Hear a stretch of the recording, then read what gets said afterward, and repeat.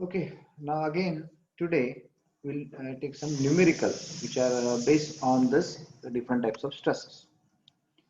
Now there is one statement of the problem in front of you. There is a steam engine connecting rod. Steam engine connecting rod is attached to that piston which is subjected to tensile and compressive type of loading having maximum load of 65 kilonewton. That means force is given. Find the diameter of connecting rod. Connecting rod is having a circular cross section. So we need to find the suitable diameter. If the permissible means maximum possible working stress is 35 Newton per mm square, that is megapascal. Now look at the figure. You'll find that there is a connecting rod which is subjected to 65 kilonewton load and it is in circular cross section. As per the given data, we have a load of 65 kilonewton, permissible tensile stress of 35 megapascal. We have to find the diameter D. If you observe the figure, you will find that there is a tensile loading and tensile stress is defined as sigma T, which is equal to force divided by area. So that sigma tensile stress is equal to force divided by cross section area. Here the cross section is circular one. So cross section area is equal to pi by 4 d square. So pi by 4 d square, d is the diameter that we have to find. So if you just put all the values from the given data, stress is permissible stress is 35 that we have considered 65 kilonewton. So kilonewton should be converted into Newton so that we can cancel out that Newton from both the sides. So 65 into 1000. So it becomes kilonewton to Newton. Divided by area. Area is pi by 4 d square. So if you just take out that area to one side, 65,000 divided by 35, 1857.42 is the area. So area is equal to pi by 4 d square, which is equal to 1857.42. Then you can directly find the diameter. Now the diameter is equal to 48.63, but 48.63 mm diameter connecting rod is very difficult to manufacture. That's why we are generally consider 50. Don't consider 48. If you consider 48 or 45, which is lesser than the 48.63, obviously the stress induced, permissible stress induces more than 35. If the permissible stress is more than 35, the material is get failed. So that's why we can go for more material. More material means instead of 48.63, consider 50 mm. So that 50 mm rod is the standard rod as per our standardization. So here the answer is 50 mm, which is the safe.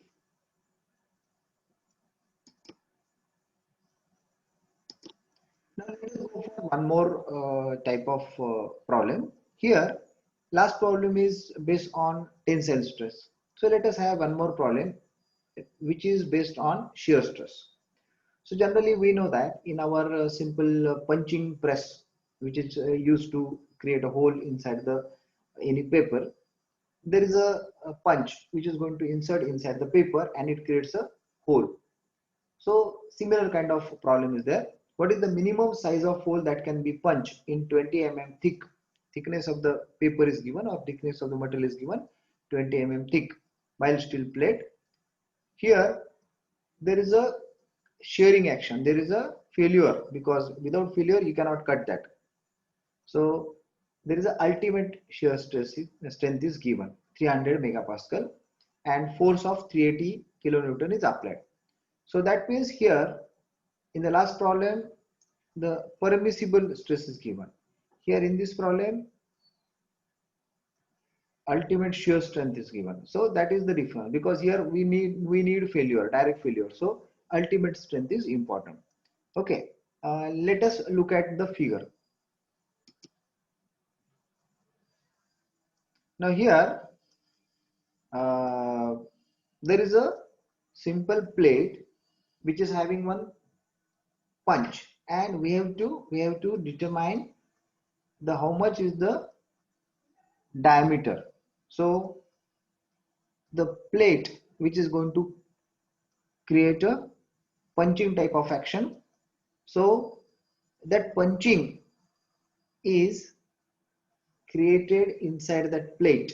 So look at the figure, So what is the area? Here again, it is a shearing action because the particular area is going to shear out. So the perimeter of the hole, which is 2 pi r into thickness, is the area of the shearing out. Let us first think about the data. In that, the thickness of plate is given as 20 mm. Force on that particular plate is 380 kilonewton and ultimate shear strength is 300. So here, if you just say about the formula, it is a shear stress. So shear stress is equal to force divided by area. Now, what is the force? Force is 380 kilonewton. What is the area? Area is equal to that complete plate is going to cut in the perimeter into thickness. So that is the shearing, that is the area under the cut. So here area is equal to perimeter into thickness. So area is equal to 2 pi r into t. Now let us put that area in the stress equation. So 300 megapascal is the shear stress. 380 kilonewton means 380 into 1000 Newton as a force divided by area is equal to 2 pi r into 20. Okay. R is the radius which is going to cut. You can take pi d also. So radius of the hole which comes out is 10 mm. If the radius of hole is 10 mm, the diameter is obviously 20 mm. So that means we can create a 20 mm diameter hole inside the plate if there is a 3 kilonewton force is applied on that particular plate. So this is by this way we can have a problem of simple shear stress. Here the area is important. The area which is going to cut is perimeter multiplied by thickness. So that much area is going to cut. So this is the shear stress. Let us come to one more problem. Now let us think about the third problem. Here there is a practical problem of our tractor trolley. A trolley is connected to tractor by using very simple uh, type of joint. So that joint is a knuckle pin joint. So that is also given in the figure. So you can observe the figure. In the figure, you will find that there is a simple pin type of joint. There is a knuckle pin inside that particular trolley and tractor joint. Here, when that knuckle pin is observed the force, in that there is a force of 25 kilonewton which creates a bearing pressure, because at this knuckle pin is inside this hole, it creates a bearing action. So when such type of bearing action is there, that bearing action is on that particular area. If D is the diameter of that particular knuckle pin and T is the thickness of single eye, then that area is going to crush, or that area is going to bear. So there is bearing pressure of 12 megapascal. Find the suitable diameter for this particular crushing area. The thickness of single eye is 40 mm. So thickness of single eye means thickness of that particular area is given T is equal to 40. So the given data is force is 25 kilonewton, thickness is 40 mm, bearing pressure is 12 mm.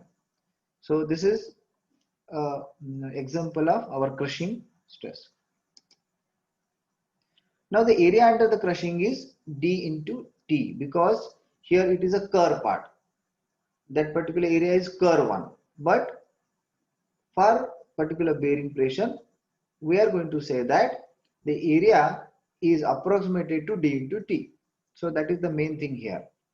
So in the bearing pressure or in crushing stress, if such type of round part is there, we should not consider a round area. So we must consider a flat area, which is a rectangle. D is the diameter and T is the thickness. So area under crushing is D into T. So the bearing pressure is equal to force divided by area. We are going to see this bearing pressure problem and crushing problem in deep detail in next chapter also, because this is the very starting a basic problem. So again and again, when we go in depth about the bearing pressure, now what is meant by bearing pressure and what is the area, that we are going to revise many times. So you'll observe that it is not that much difficult also. So bearing pressure is equal to force divided by area. Area observed is D into T. Here obviously we are going to approximate curve area is there, but curve area is we have not considered, so we have approximated to D into T. So that is similar for each and every condition. Now bearing pressure is given 12 megapascal or 12 Newton per mm square. Force is 25 kilonewton, so 25 into 1000. Area is D into T. In that we know the thickness is equal to 40, so we have to find the diameter, suitable diameter. So here again you'll find that the diameter is 52.08. So 52.08 is not a odd, it is an odd figure, so it is not a integer value. So let us take that particular pin diameter as 53 mm. So by this way we can find different kinds of numerical based on this different type of stresses. We'll go in more number of problem at the end of this chapter also. Okay, thank you.